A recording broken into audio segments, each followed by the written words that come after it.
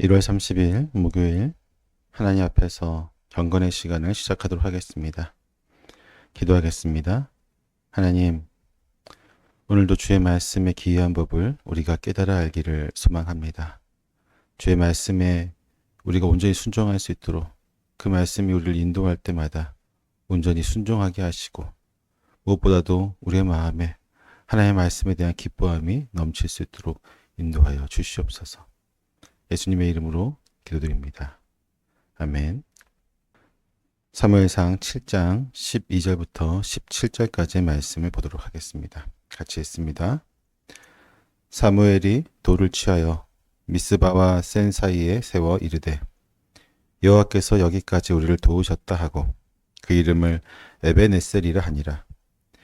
이에 블레셋 사람들이 굴복하여 다시는 이스라엘 지역 안에 들어오지 못하였으며 여호와의 손이 사무엘이 사는 날 동안에 블레셋 사람을 막으시매 블레셋 사람들이 이스라엘에게 빼앗았던 성읍이 에그론부터 가드까지 이스라엘에게 회복되니 이스라엘이 그 사방 지역을 블레셋 사람들의 손에서 도로 찾았고 또 이스라엘과 아모리 사람 사이에 평화가 있었더라.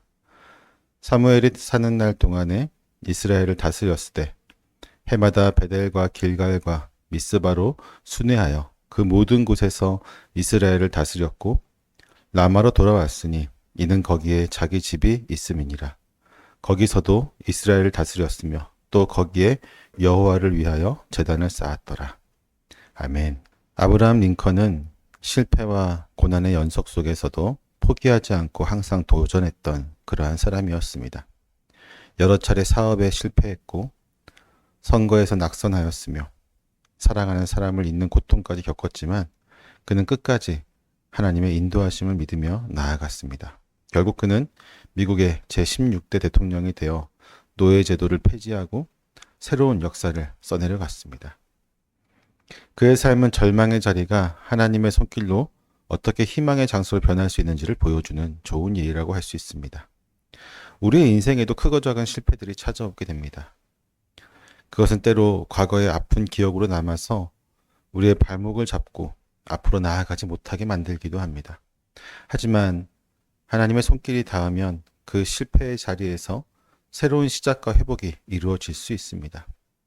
오늘 본문의 이스라엘 역사도 그러한 하나님의 은혜를 경험한 순간들에 대하여 이야기하고 있습니다. 에벤에셀은 지난 20년 동안 이스라엘에게 패배의 상징이었습니다.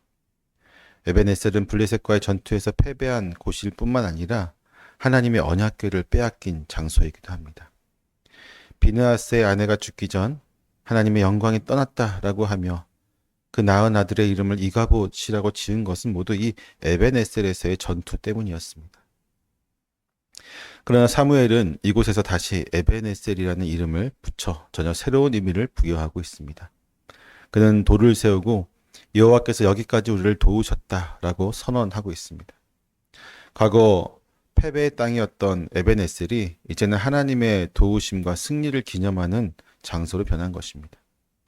사울이 선포한 에벤에셀은 하나님께서 이스라엘과 다시 동행하시며 그들의 패배와 아픔을 회복시키셨다는 강력한 메시지를 담고 있습니다.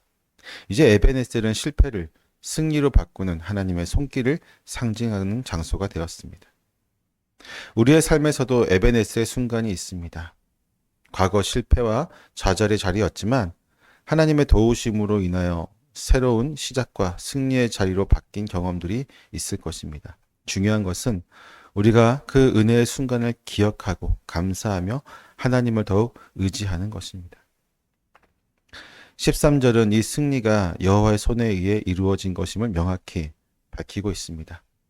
여호와의 손이 사무엘이 사는 날 동안 블레셋을 막으심에 라고 기억한 것처럼 이스라엘의 승리와 평화는 철저히 하나님의 능력에서 나온 것이었습니다.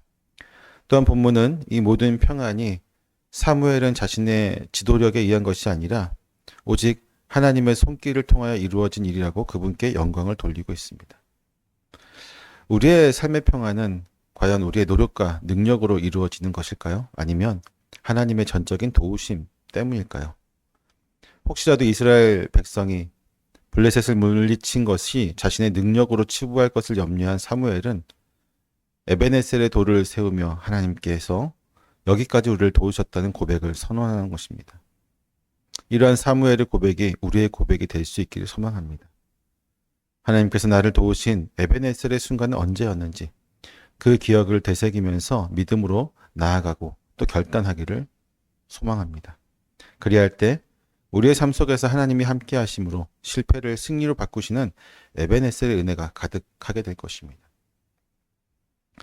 사무엘이 하나님의 능력을 힘입어 이스라엘 다스리는 동안 블레셋의 억압에서 벗어난 이스라엘은 빼앗겼던 모든 땅을 되찾는 은혜를 경험하게 됩니다. 14절에 보면 에그론부터 가드까지 이스라엘의 통치 아래 돌아왔음을 보여주고 있습니다. 사실 이 지역은 오랫동안 블레셋에 지배하여 있었던 약속의 땅의 일부였습니다. 이스라엘이 블레셋에게 빼앗겼던 영토를 되찾은 사건은 이스라엘이 하나님의 백성으로서 그분의 뜻을 순종하며 회개했기 때문에 가능했던 일입니다. 과거 엘리 시대에 하나님의 말씀에 불순종했기 때문에 약속의 땅을 잃어버렸던 아픔을 겪었던 이스라엘이었습니다. 그러나 사무엘의 지도 아래 백성들은 하나님께 돌아와 말씀을 따르고 순종하고 하나님께서 그들에게 잃어버린 땅을 되찾아 주시는 은혜 가운데 나아가게 되었습니다. 이러한 과정에서 이스라엘 백성은 자신들이 하나님의 언약 백성임을 다시 한번 확인하게 되었고 그들의 정체성과 사명을 되찾는 은혜를 경험하게 되었습니다. 본문은 계속해서 이스라엘과 아모리 사람들 사이에 평화가 있었다고 기록합니다. 이 아모리 사람들은 가나안 땅에 잔존하고 있었던 민족입니다. 이스라엘과 끊임없이 갈등을 겪었던 민족이죠.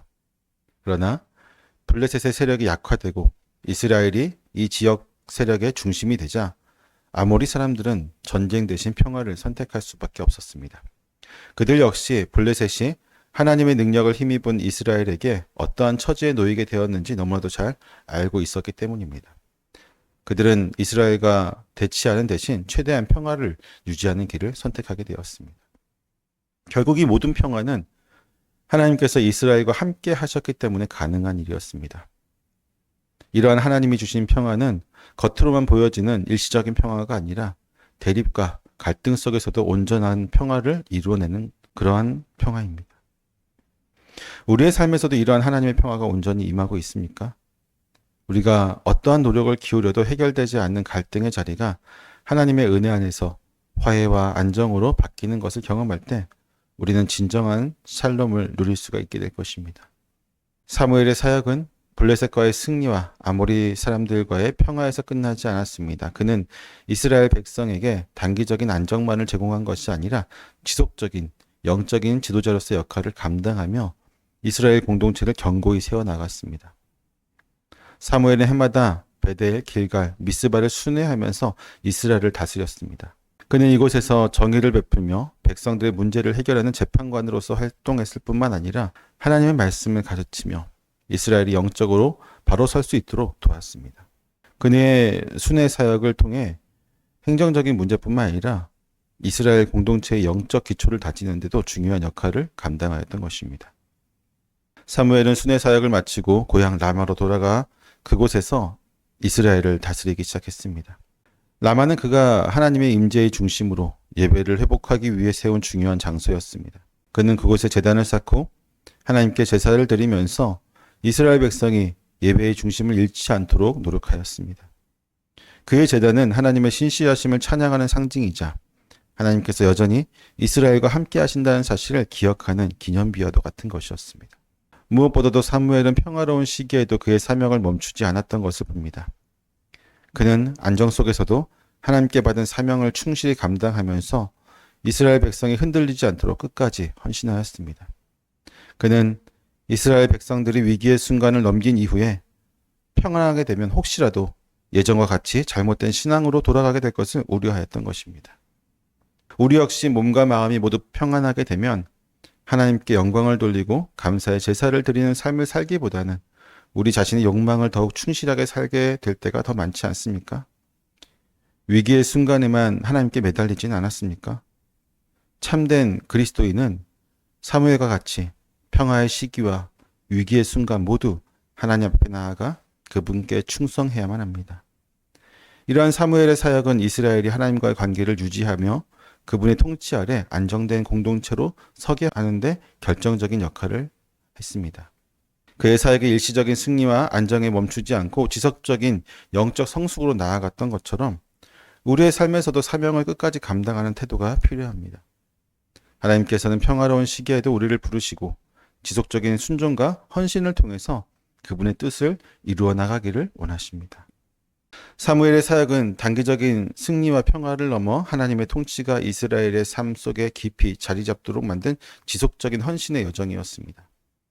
그는 블레셋과의 전쟁에서 승리를 경험한 후에도 아모리 사람들과의 평화를 유지하며 하나님의 뜻을 이루기 위해 계속해서 백성들을 다스리고 가르쳤습니다. 그의 삶은 하나님께 온전히 의지하며 평화로운 시기에도 멈추지 않는 충성의 본이 되었습니다. 오늘 우리도 사무엘의 삶을 통해서 하나님께 우리에게 주신 그분의 말씀을 온전히 붙잡아야만 합니다.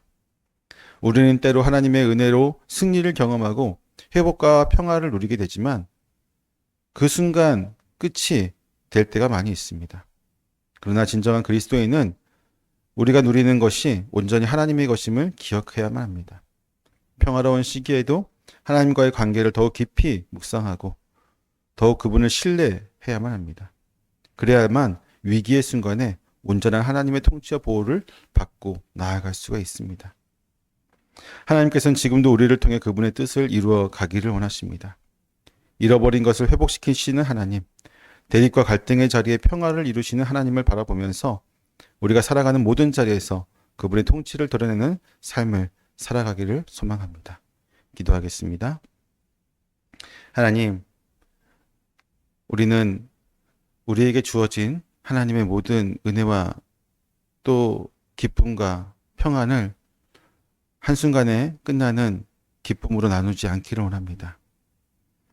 우리의 삶 속에서 지속되어지는 하나님의 은혜가 우리로 하여금 하나님을 더욱더 높여드리고 온전히 충성되며 따르는 귀한 자리로까지 나아가게 되기를 소망합니다. 오늘 하루도 하나님과 동행하게 하시고 주의 통치 아래 우리의 삶이 온전히 드려지게 하여 주시옵소서. 예수님의 이름으로 기도드립니다. 아멘.